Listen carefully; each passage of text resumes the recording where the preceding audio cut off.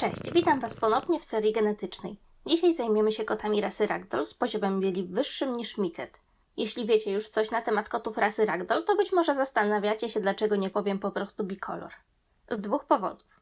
Po pierwsze, choć nazwa mogłaby być jedna, za umaszczenie wyższe niż Mitted odpowiadają aż 4 różne kombinacje genetyczne i prezentują się one następująco. Po drugie, choć w większości federacji felinologicznych Ragdoll z ilością bieli wyższą niż Mitted to bicolor, to w dwóch z nich, ACF i NZCF, Ragdoll z najwyższą ilością bieli, czyli High White, opisany jest przez standard osobno, jako van. Ponadto sama pisownia nazwy bicolor jest różna i w zależności od federacji zapisuje się ją następująco. Jestem ciekawa, jakiego zapisu Wy używacie. Jeśli macie chwilę, napiszcie mi o tym w komentarzach. Jeśli chodzi o mnie i o ten film, to wersja bicolor według Google jest najczęściej używana przez osoby piszące i szukające informacji o rasie Ragdoll. Dlatego to właśnie jej będę używała w tym filmie. Kwestie dotyczące genetyki i dziedziczenia bieli u Ragdolli omówiliśmy już przy okazji umaszczenia Mitted, ale nie zaszkodzi powtórzyć. Geny, które odpowiedzialne są za kontrolę nad obszarem występowania lub nie białych plam, oznaczamy literą S lub WS. Przy omawianiu bieli występującej u kotów rasy Ragdoll wciąż jeszcze częściej używa się oznaczenia S, dlatego będę używała go w tym filmie.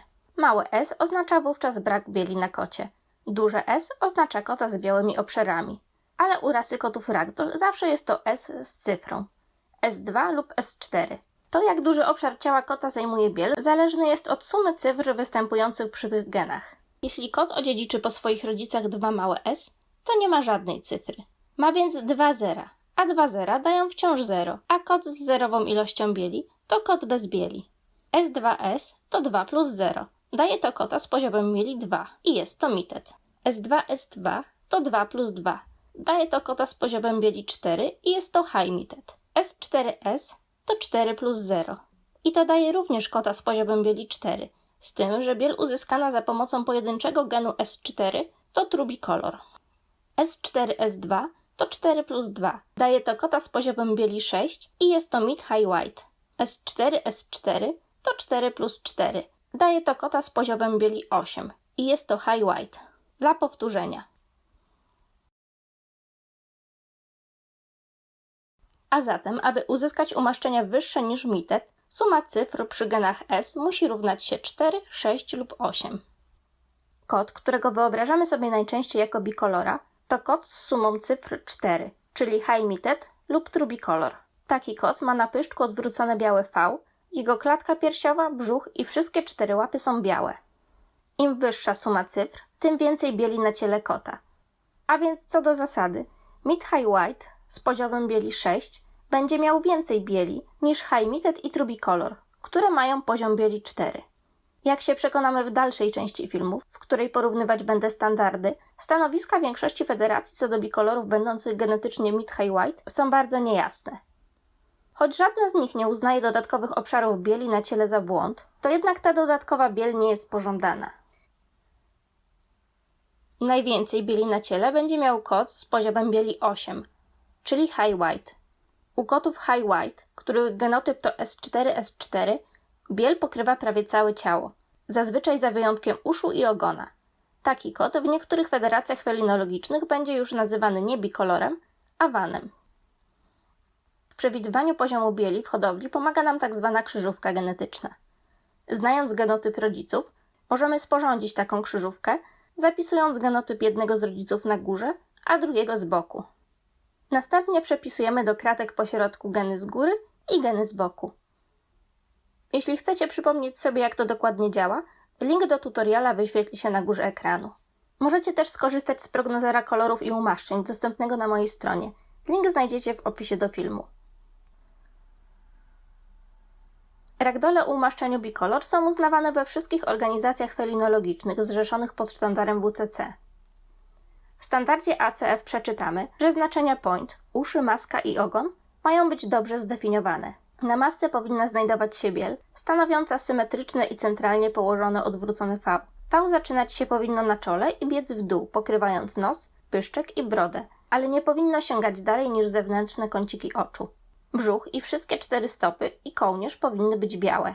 Kolor ciała powinien być nieznacznie jaśniejszy niż kolor znaczeń. i mogą znajdować się na nim białe plamy. Lusterko nosa ma być różowe. Opuszki łap preferowane są różowe, ale mogą występować na nich również inne kolory.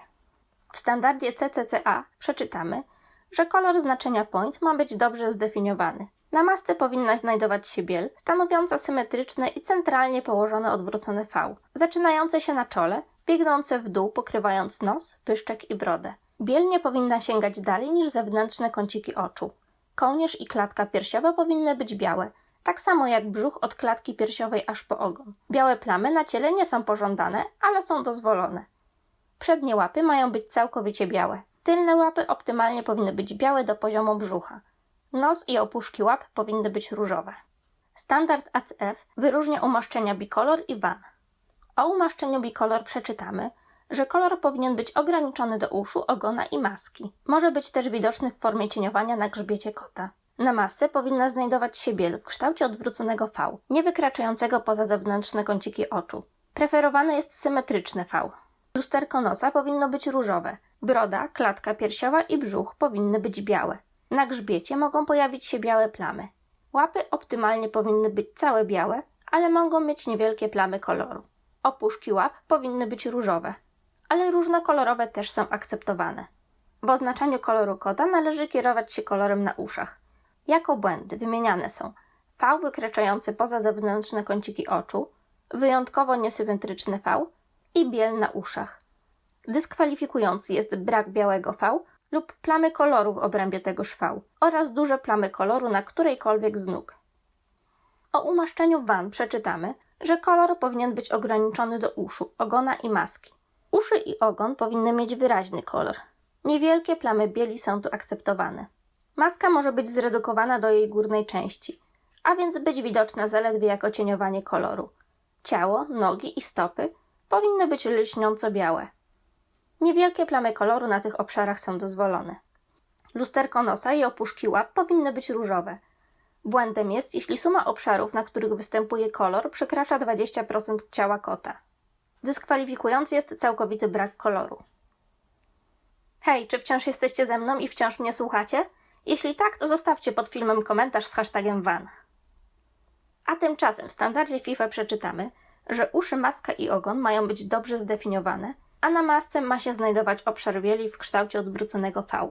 Kolor ciała ma być nieco jaśniejszy niż kolor znaczeń point, z białymi plamami na grzbiecie lub bez nich. Brzuch ma być biały, bez kolorowych plam. Preferowane są białe nogi. W standardzie GCCF przeczytamy, że na masce powinna znajdować się biel w kształcie odwróconego V, zaczynającego się na czole, biegnącego w dół, pokrywając nos, pyszczek i brodę, ale nie wykraczającego poza zewnętrzne kąciki oczu. Kołnierz, klatka piersiowa i cały brzuch powinny być białe. Przednie łapy powinny być całe białe, a tylne łapy powinny być optymalnie białe do poziomu brzucha, ale niewielkie plamy koloru na piętach są dozwolone. Kolory znaczeń pozostałej maski, uszu i ogona mają być dobrze zdefiniowane. Nie dotyczy to kociąt. Lusterko nosa i opuszki łap mają być różowe. Standard NZCE wyróżnia umaszczenia bicolor i van. O umaszczeniu bicolor przeczytamy, że kolor ciała powinien być nieznacznie jaśniejszy niż kolor znaczeń i że na ciele mogą znajdować się białe plamy. Kolory znaczeń, uszy, maska i ogon mają być dobrze zdefiniowane.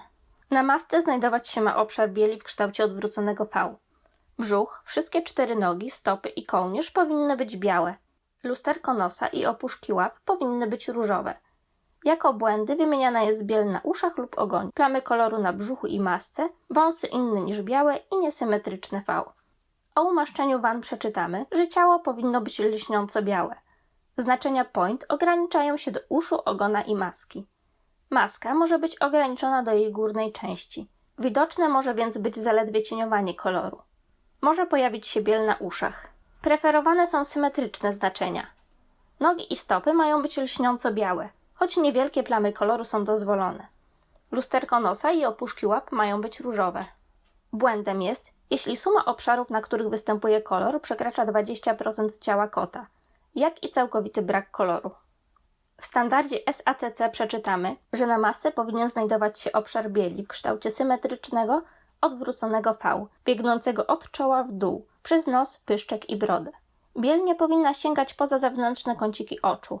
Na plecach mogą znajdować się plamy bieli różnej wielkości, ale nie powinny zajmować więcej niż 1/3 tego rejonu. Kołnierz, klatka piersiowa i cały brzuch powinny być białe. Przednie łapy powinny być w całości białe. Optymalnie jest, jeśli tylne łapy są białe do poziomu brzucha. Na nogach mogą znajdować się plamy koloru wielkości monety. Lusterko nosa powinno być różowe. Opuszki łap powinny być różowe, ale różowe z plamami koloru odpowiadającego znaczeniom point są akceptowane. W standardzie TICA przeczytamy, że na twarzy powinien znajdować się biały obszar w kształcie odwróconego V, który pokrywa w całości różowe lusterko nosa, ale nie wykracza poza zewnętrzny kącik oka. V powinno być tak symetryczne, jak to tylko możliwe. Broda powinna być biała. Klatka piersiowa, brzuch i kołnierz mają być białe. Na grzbiecie mogą pojawić się białe łaty i cieniowanie koloru. Stopy i nogi optymalnie powinny być całe białe, ale małe plamy koloru są dopuszczalne. Preferowane są różowe opuszki łap, ale plamy koloru są dopuszczalne. W standardzie WCF przeczytamy, że bikolor to kod o znaczeniu point z bielą. Brzuch, klatka piersiowa i nogi mają być białe. Od czoła ma się ciągnąć pas bieli w kształcie odwróconego V, pokrywać ma policzki i pyszczek i biec do białej klatki piersiowej bez żadnej przerwy. I na ten moment to już wszystko, jeśli chodzi o biel u ragdoli. Chociaż możliwe jest, że jeszcze wrócę do tego tematu, by opowiedzieć o białych ragdolach z niebieskimi oczami, oznaczanych jako BEW.